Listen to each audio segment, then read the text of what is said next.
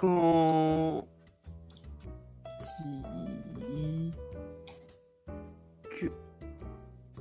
Oh, professeur, je crois que quelqu'un est là pour vous. Attends 2 minutes que je finisse. Quantique, voilà. Alors, tiens, oh, mais je vous avais pas vu, mon petit gars. Est-ce que vous connaissez les ordinateurs quantiques? Eh ben, tu tombes bien. Mon grand assistant, dans tous les sens du terme, hein, va pouvoir t'expliquer comment ça fonctionne. Merci, professeur, mais je suis pas si grand que ça.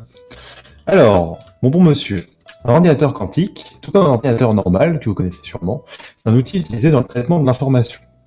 Il se différencie de ceux-ci dans la manière dont il les traite. Au lieu d'utiliser des bits comme unité d'information, vous le savez, le 0 ou le 1, l'ordinateur quantique se sert de ce qu'on appelle les qubits. Bonjour les amis, j'ai cru entendre Bonjour. mon nom. Je suis un qubit. Contrairement aux bits qui valent soit 0 soit 1, ma valeur est une superposition de 0 et 1. Et à quoi tu sers, mon petit qubit?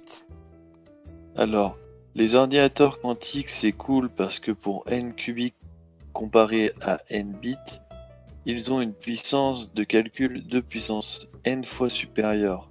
Cependant, le calcul quantique exige peu d'entrées et de sorties. Il ne se prête donc a priori qu'au calcul dont la complexité ne réside pas dans le nombre de données à traiter, comme le test d'un très grand nombre de combinaisons. Par contre, je vais devoir y aller car je risque de me fondre. Je dois rester dans un environnement ayant une température proche du zéro absolu pour rester cohérent. Au revoir les amis. Au revoir, mon petit qubit.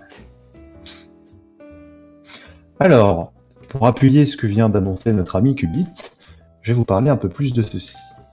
La puissance de calcul de ces derniers est tellement ridicule dans le sens très large, que les processeurs quantiques vont casser le système de clé RSA, qui fonctionnait seulement car il fallait un temps de l'ordre de plusieurs années pour un processeur normal pour décrypter la clé privée en utilisant la clé publique. Cela va forcer la création de systèmes d'encryption quantique, qui, eux, pourraient prodiguer une confidentialité totale.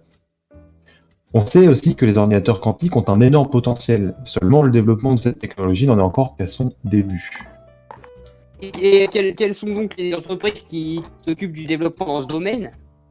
Alors, professeur, des entreprises comme Microsoft, par exemple, très connues, Google, encore plus connu, ou IBM, investissent dans cette nouvelle façon de penser l'ordinateur. Microsoft travaille sur un simulateur d'ordinateur quantique qui serait pratique pour que tout développeur sous Windows puisse tester les possibilités de ceci. IBM propose déjà un essai à la calculation quantique avec son projet IBM Q, qui est un énorme ordinateur quantique. IBM propose même QISKit, un SDK pour Python, offrant la possibilité d'écrire et d'exécuter des programmes sur leur ordinateur quantique via le cloud. Ai-je été clair? Très très clair. T'as bien compris maintenant comment ça fonctionne. Eh ben c'est cool. J'espère que ça va beaucoup t'aider dans le futur, mon petit gars.